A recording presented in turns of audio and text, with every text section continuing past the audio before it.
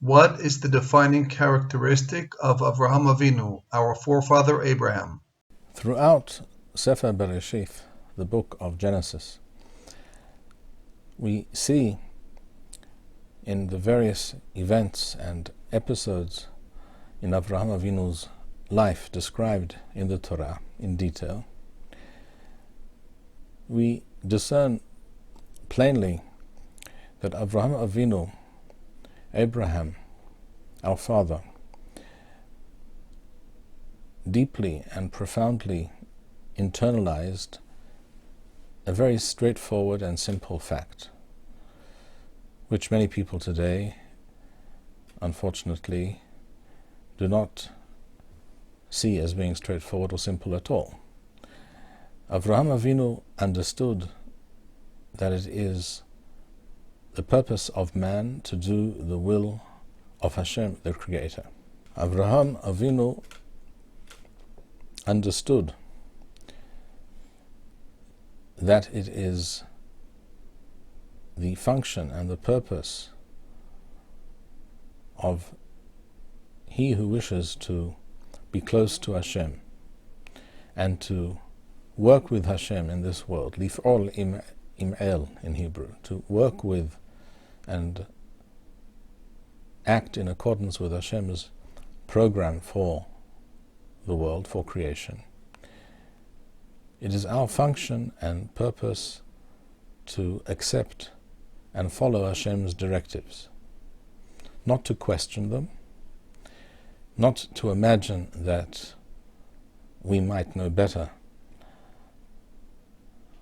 if something is correct or moral, proper or desirable, but rather to understand that it is Hashem who understands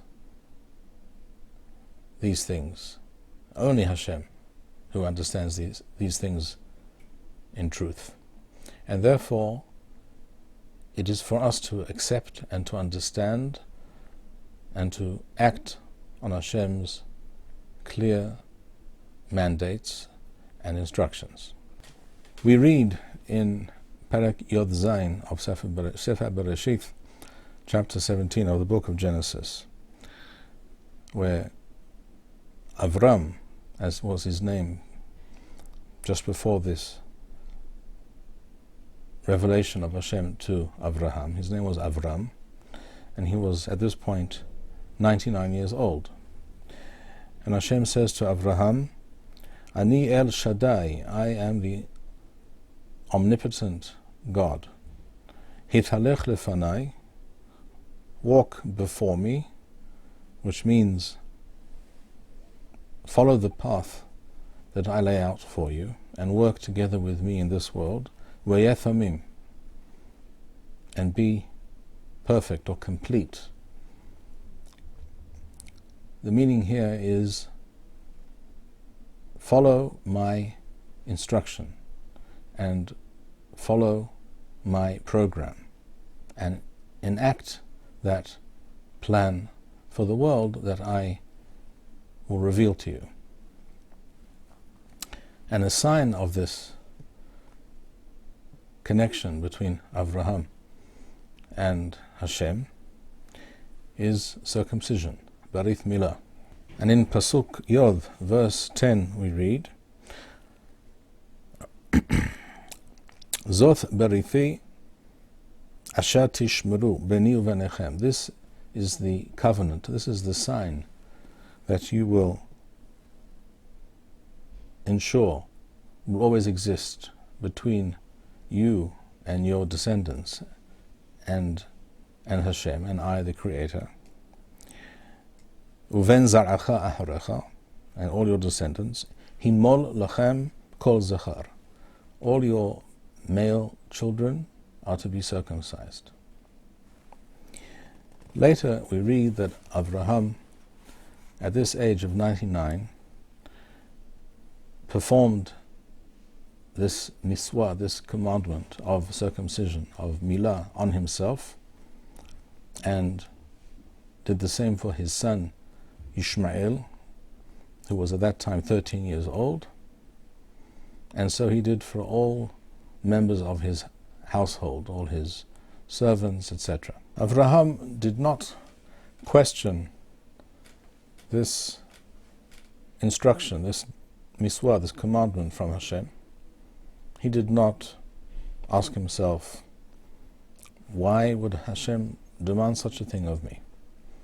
At my age, to circumcise myself at the age of 99, we can well imagine that this is not a simple thing to do at any age, certainly not at that age. Nor did he question the fact that he was instructed to do the same for his 13-year-old son. And when he was told during this revelation that in future generations a male child is to be circumcised on the 8th day from his birth, he did not ask himself the question, isn't that an unreasonable thing to do to a newborn baby, to cause pain, to cause injury to such a young and frail human life?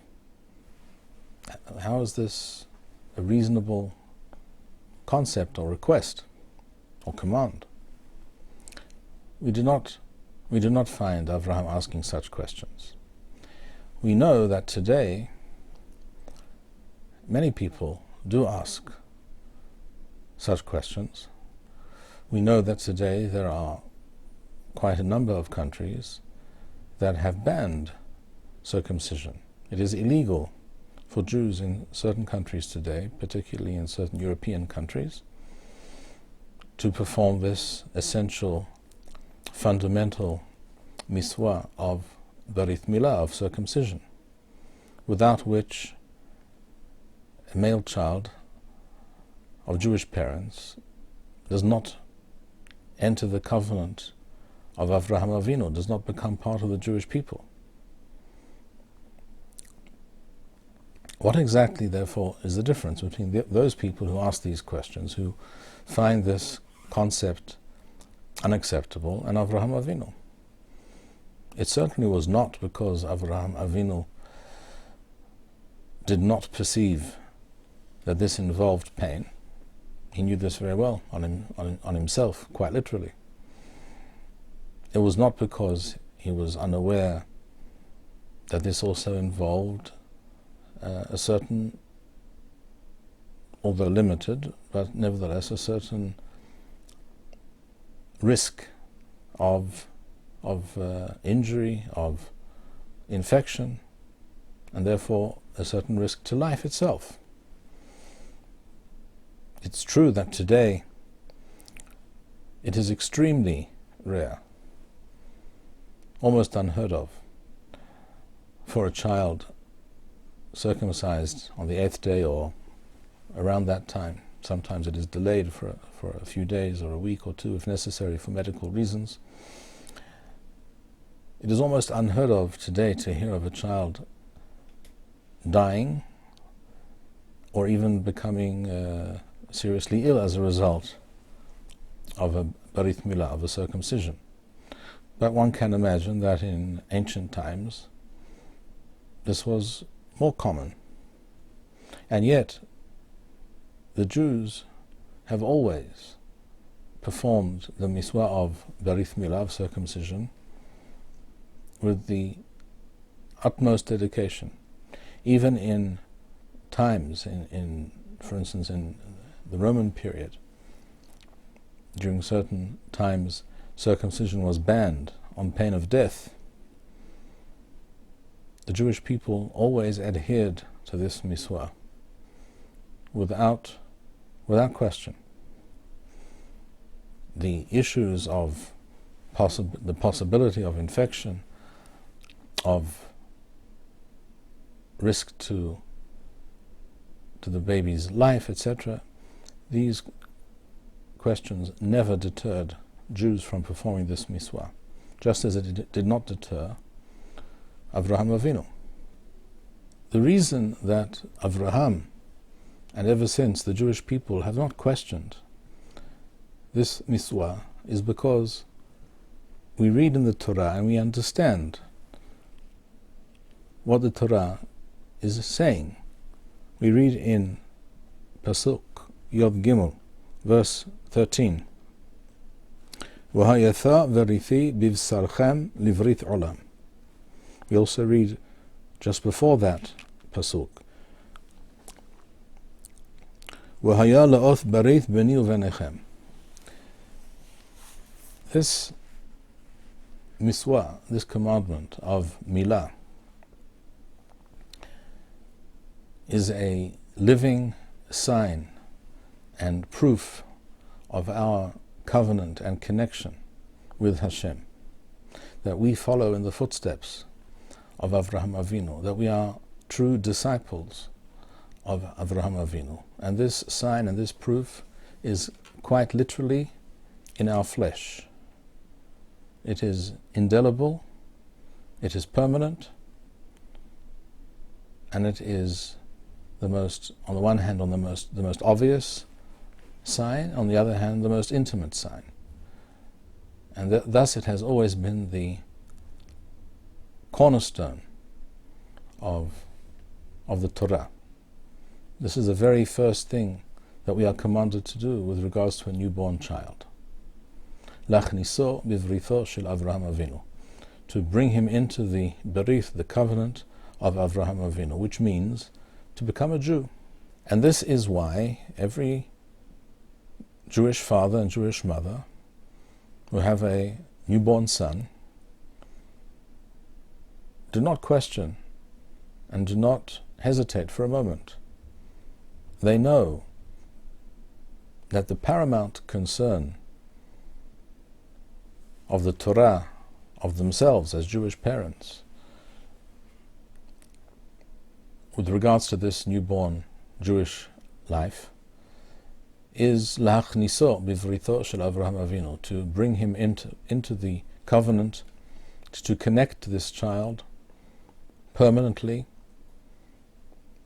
in the most meaningful way to the covenant and traditions of Avraham Avinu. This concern, this purpose is paramount. It overrides every other consideration. The considerations of the pain caused to this young child, who of course is innocent and doesn't know what's going on, but certainly does feel some pain. As anyone who has been at a Brit Milah, at a circumcision, knows very well, we hear the child cry. There's no question that in the week or so that it takes for the circumcision to heal, there's no question that there is an element of pain involved, and it's also true that there's also a certain risk involved, that it could become infected, and hypothetically could even lead to death. Again, in ancient times it's probably, on occasions, did. And as I said today, this is almost unheard of, and yet the risk exists. But these concerns are not meaningful at all, not significant. We do not take them into account, because the essence of being a faithful Jew is to know what your priorities are. What is more important than what? What comes first, what comes second, and what comes last? And it is therefore very instructive to compare Avraham's immediate acceptance of Hashem's command with regards to circumcision, as opposed to what we find in Perikaf Aleph, chapter 21, with regards to the expulsion of Ishmael and Hagar, his mother, Avraham's concubine, from his household. In the interim, as we know, Yitzhak was born. Yitzhak, the son, the true son of Avraham, the one who is to inherit Avraham and to continue his mission on earth, as we read in Perek Yud Zayin, chapter 17, Pasuk Yud Teth, verse 19. وَهَقِمُثِي أَذْبِرِثِي إِتَو, I will give you a son. Your wife Sarah will give you a son. وَكَرَثَا أَثْشَمُو Yitzhak, and you shall call him by the name of Yitzhak. وَهَقِمُثِي أَذْبِرِثِي إِتَو, and I will establish my covenant with him. لِvrith olam, an eternal covenant. لِزَرْعُ أَحَرَوْ, and with all his descendants. So Yitzhak was born, and when he was weaned, Avraham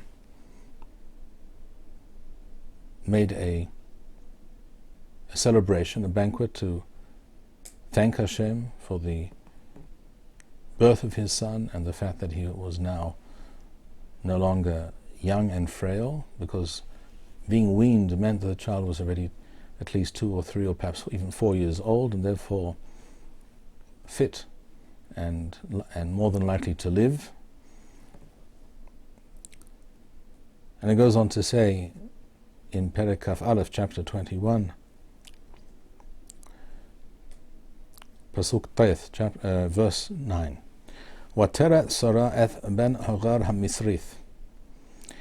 Sarah, the wife of Avraham, who had miraculously given birth to this child, Ishak, at the age of 90.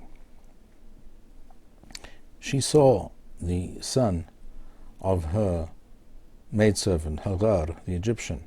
Hagar, the child, of course, she had given birth to Avraham previously, was called Ishmael. Asher Yoladal Avraham. She saw this son of his from this maidservant, Masahek. The word Masahek is to be understood, if we wish to be precise and fully internalize the message of the Torah here. Masahek means he was ridiculing and expressing contempt. Contempt for what? First of all, it's clear that Hagar, the maid servant of Avraham, who had given birth to this son Ishmael, who was Avraham's son, and therefore Avraham viewed him as his son and had quite naturally paternal instincts and love for that son. Hagar, the mother, and Ishmael both understood that now the situation had changed. Previously they had assumed that Ishmael would inherit Avraham, and Avraham was a very wealthy man. Therefore Ishmael would become the head of a very powerful tribe of people with tremendous physical wealth, and therefore the power to the ability to project power and control a large territory. This had all changed now, because Yitzhak, who was the son of Avraham's wife, not concubine, she was the Gevira, she was the mistress of the house. Her son, Yitzhak, now would be the claimant to the inheritance of Avraham. And Ishmael obviously did not like this idea. And Ishmael, no doubt, as we read in the Midrash and other sources, Ishmael, no doubt, thought to himself, well, Avraham, my father, is very old. He will soon die, and I'll take things into my own hands. I will make sure that I inherit. If that means having to kill my brother Yitzhak, so be it. Or by whatever means necessary, I will take over. I am the firstborn, I am older, I am stronger, and I will not allow this to be taken away from me. And no doubt Hagar felt the same way. And Sarah must have been aware of these sentiments and thoughts. And therefore we read, Vatomer Avraham, she said to Avraham, Sarah, Garesh ha'amazot, drive out this maidservant of mine, wa'eth banah, and her son. In other words, your son. Ki lo yirash ben ha'amazot, because the son of this maidservant will not inherit in bani in Yitzhak. He will not inherit alone, and he will not inherit together with Yitzhak. He will have no part of the inheritance. And this is, of course, exactly what Hashem had also said to Avraham very plainly, that Yitzhak will be your inheritor. He will be your true son. Ki v'Yitzhak yikareh lecha zara. Yitzhak will be your true descendant. And quite naturally, this idea, driving out from his home, sending away his son and Hagar, his mother, did not appeal to Avraham. Entirely natural and reasonable for a father to feel that way. We read in Pasuk Yud Aleph, verse 11, وَيَرَعْ هَدَّوَارْ مَأُذْ بِعِنَى Avraham. This was very difficult and made Avraham very, very morose to think about such an idea of driving out his son, al-Udoth Beno. Very naturally, this notion did not appeal to Avraham, and of course at this point it was just a suggestion made to him by his wife Sarah. Hashem had not said anything to him about this.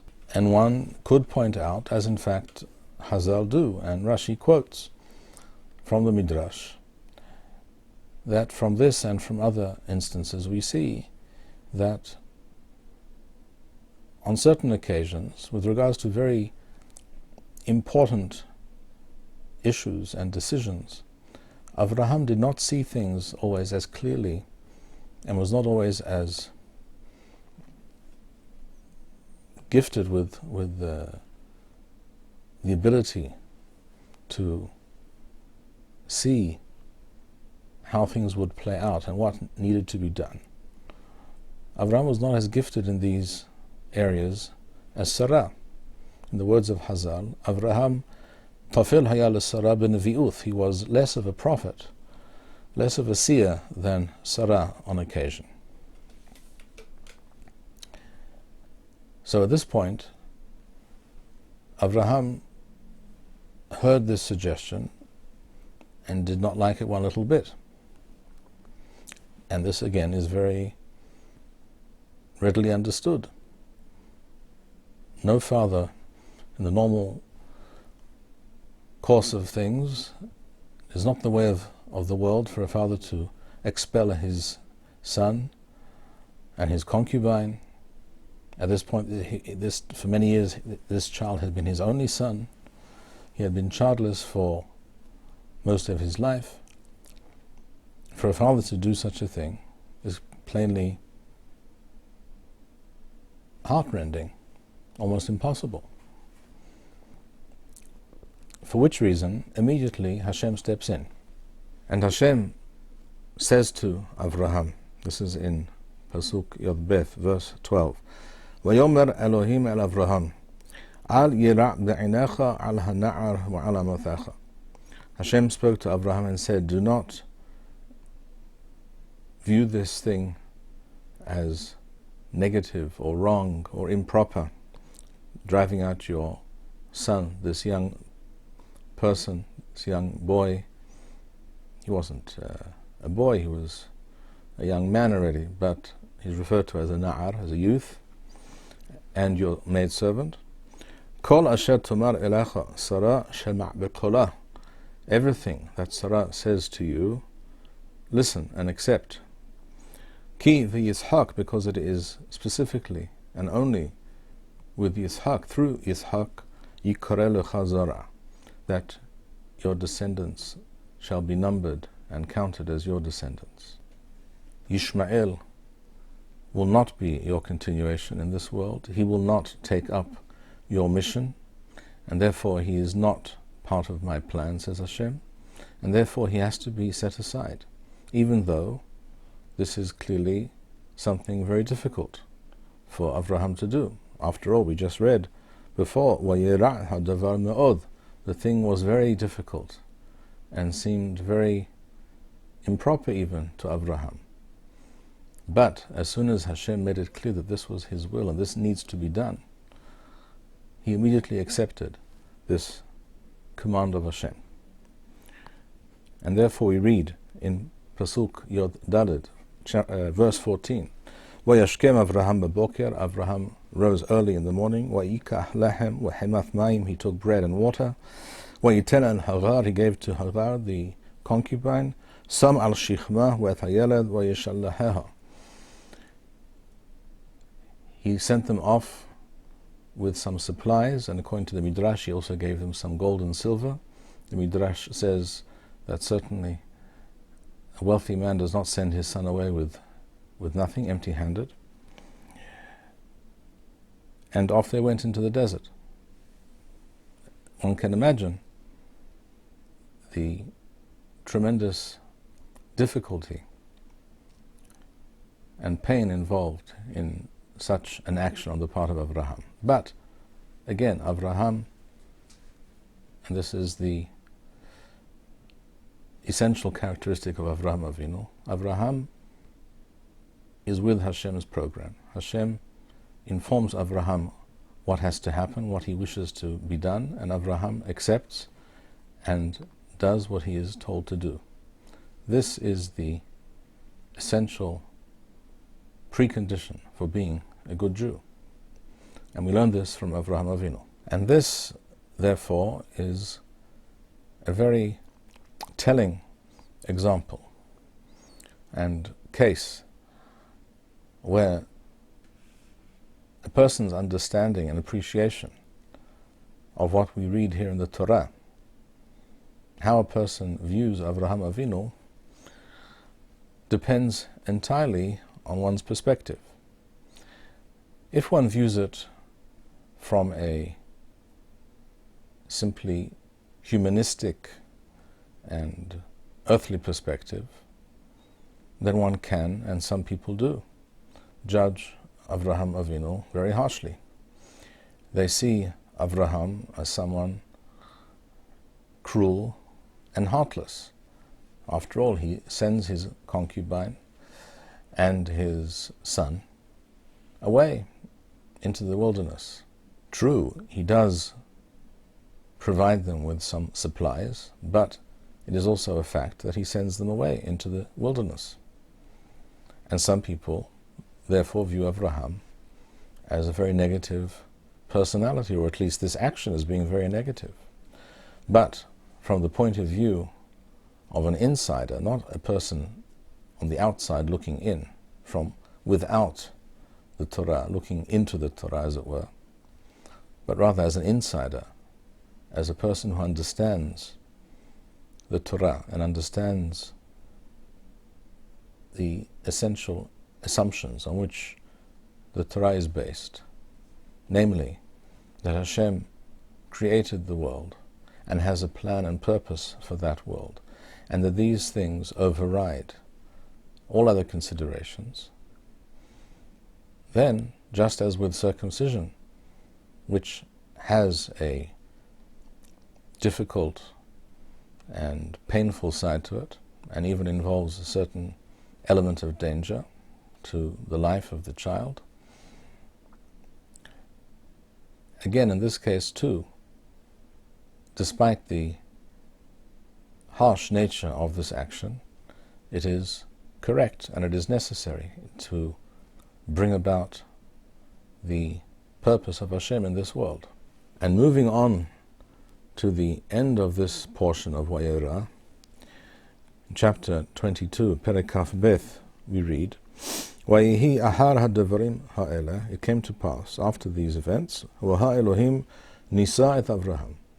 Hashem presented a very difficult trial and test before Avraham.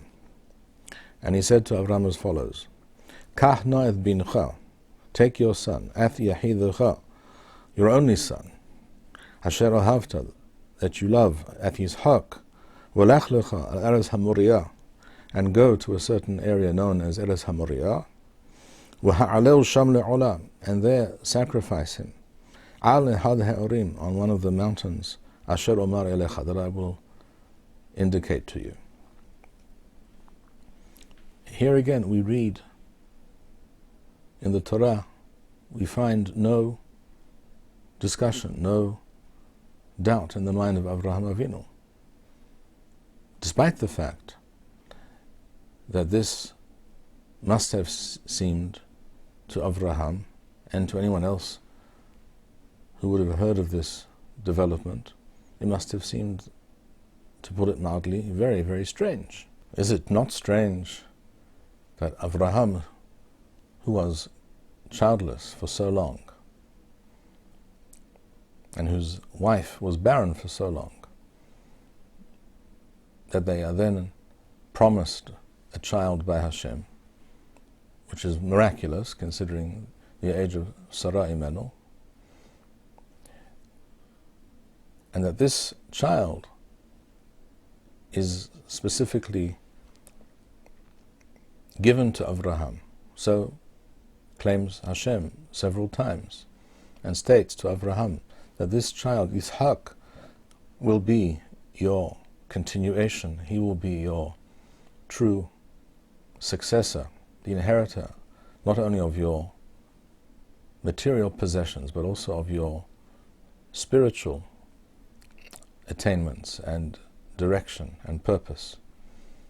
Is it not strange that then Hashem turns around and says, now take this son of yours, Yishak, and offer him as a sacrifice?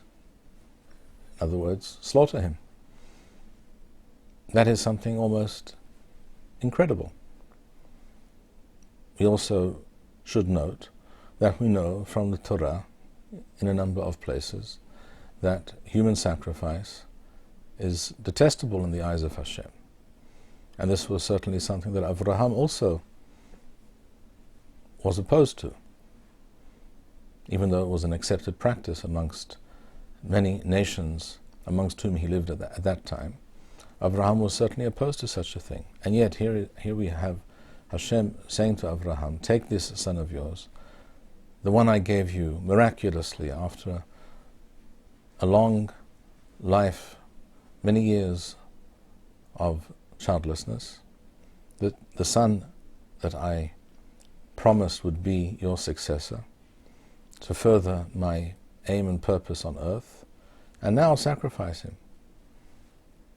And yet, again, Avraham Avinu, because this is his essential characteristic, accepts the word of Hashem without question.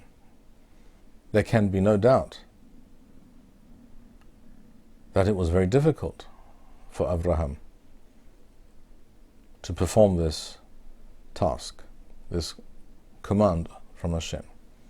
But he accepted that Hashem's wisdom, Hashem's understanding of what is right and what is necessary, what is correct, what is moral, Hashem's understanding of these things is superior to his own, and therefore he accepts the word of Hashem.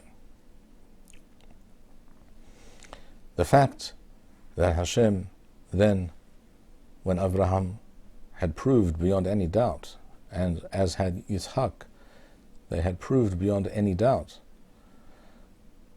their willingness to accept Hashem's directives, to fulfill Hashem's commandments and do His will on earth. The fact that Hashem then did not allow this to take place and prevented Yitzchak from being sacrificed is not the essential point. The essential point is that Avraham and Yitzchak too were willing to do so. And that is the purpose, that is the significance of the story of the Akedah, of the binding and near sacrifice of Yitzchak. And again, of course, in the eyes of an outsider, Avraham can be viewed as an impulsively cruel, even murderous individual willing to carry out such an action.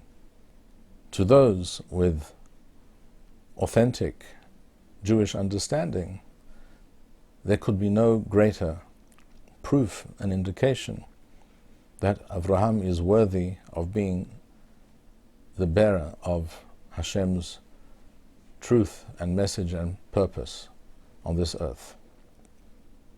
The common theme, therefore, of Avraham's life and career and purpose on earth is the essential, fundamental understanding which is so completely necessary for a correct understanding of the Torah and of Judaism, that Hashem knows what is right and what is necessary, and we cannot second guess Hashem.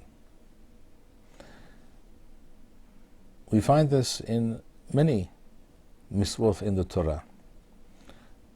Here, to complete the picture, I will mention one other miswah which we find in a different part of the Torah altogether, in Sefer Devarim, the book of Deuteronomy, in chapter 22, Perek Kaf Beth, Pasuk Waw, verse 6, Ki yikare kan sipo lefanecha.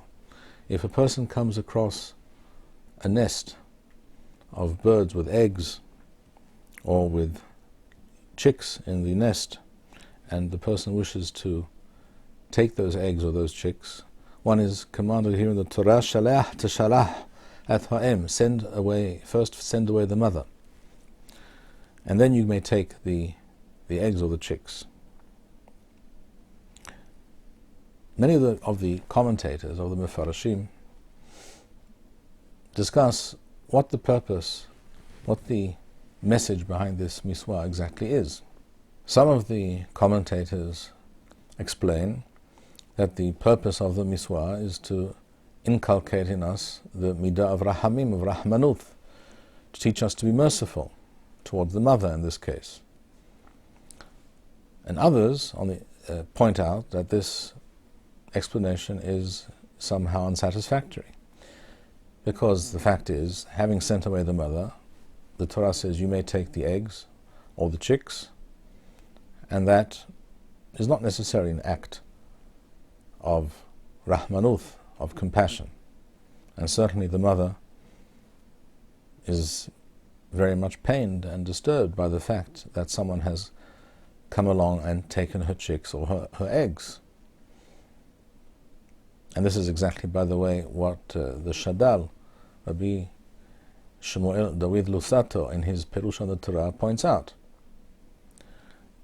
In his view, the purpose of the miswah is to teach us that an act of selflessness, of courage and selflessness for that which is right or correct, should not go unrewarded.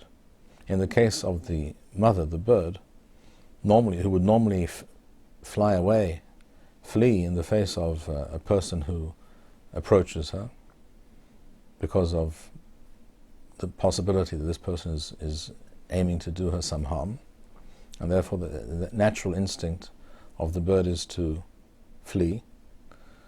Here, because of the overriding and overwhelming maternal instinct, she endangers herself by remaining near the nest and trying to, without much hope of success, but nevertheless trying to scare away or protect her eggs or her chicks from this encroaching enemy. And Shadal points out that the idea behind this miswah is to state that you will not take the mother as well, because she acted in a very courageous and selfless way, and must be rewarded. And not to do so would in fact be cruel and indicate a certain lack of compassion, a lack of feeling for this bird. However, interestingly, we find in the Mishnah, Masechet Megillah, that a shliach sibur, a person leading the community in prayer, if he states in his tefillah, Al kan sipor yagiu rahamecha, that even your compassion and your mercy even goes as far as feeling the pain of the mother bird and therefore commanding us to send her away before we take the eggs or the chicks. Your mercy and compassion is such, Hashem, that you are mindful even of the birds. Therefore, how much more so have mercy upon us. If the Shaliach Sibur, the leader of the community in prayer, says this in his prayers, the Mishnah states, Meshatkin otho, he is to be silenced. And the question is why? Why is that an improper thing to say? Why should he be silenced? The correct understanding of this statement in the Mishnah is the following. If a person takes one example, one miswah in the Torah, such as this particular commandment regarding the nest and the bird, and concludes that the overriding concern of Hashem in the world, the overriding principle of life, of our conduct, is mercy, should be mercy, no matter what the situation, because here we see that even with regards to the birds, Hashem has mercy and is compassionate. That is a distortion of the Torah, and that is a distortion of how we lead our lives, because it is not true that mercy and compassion are the only considerations, and it is not true that they are always the overriding concern. As we said before, if mercy towards and compassion and care for the welfare of the birds and other animals were the overriding concern, then we would not be allowed to eat meat, for example, or eggs, according to the Torah. But we know that that is not so. The Torah does not command us to be vegetarian, not only for the purpose of eating meat on a regular basis, also even more for the purpose of korbanot, of sacrifices. For example, the korban pesach, the paschal lamb. If the overriding concern of Hashem in this world was compassion and mercy, even with regards to animals, then this would not be the case. None of these things would be true. But we see this is not so. Why? Because the consumption of meat and sacrifices, etc., are necessary, and therefore are correct and proper. The same is true of this miswah of kansipor, of dealing with the mother, the bird, and the nest. If we understand from this miswah that we are above and beyond all things and over and above all considerations, we are to be merciful and compassionate, then we will not make the correct choices and decisions in many situations. When one is faced, for example, with a ruthless, bloodthirsty enemy, compassion and mercy are the wrong response, entirely incorrect. And not only incorrect, one should point out, it must be stressed, it is also immoral to be compassionate and merciful towards such people. As Hazal say, Kol hamrahim al ha'achzarim, he who is compassionate towards the cruel and the evil, sofo mithachzir ala rahmanim, will end up being cruel and heartless towards the merciful, towards those who are good and wish to do the right thing. Because you have to make a choice in this world. Very often we have to make difficult choices. And because there are so many different concerns and points of view, and possible perspectives on the infinite number of situations and issues that present themselves to us in this world, in our lives, and because we are imbued with Hashem by various midoth, various traits, such as, on the one hand, compassion and mercy, on the other hand, the understanding that there is good and there is evil in the world, and the desire to do the right thing. And we also are endowed with the capability of even being cruel and harsh where it is proper to act in such a way, for example in war, or towards those who wish to do us harm. We have all these various attributes constantly fighting amongst themselves, as it were, within our souls, because all these various attributes, these different characteristics, these different perspectives and powers within us all have a place. The real question is, in what situation are we to employ this particular midah, this attribute, and in what situation are we to apply the other attribute? When should we be merciful, and when must we be lacking in mercy? When must we override those feelings of compassion, because there are other issues to take into consideration, and there are other purposes and aims which must be achieved. As is reported in the name of the Rebbe Mikotsk, he once said to his students, so it is told, when he, in response to something that he said, and the students who heard him found it very difficult or impossible perhaps even to achieve. He said, do not ask whether it is possible or easy.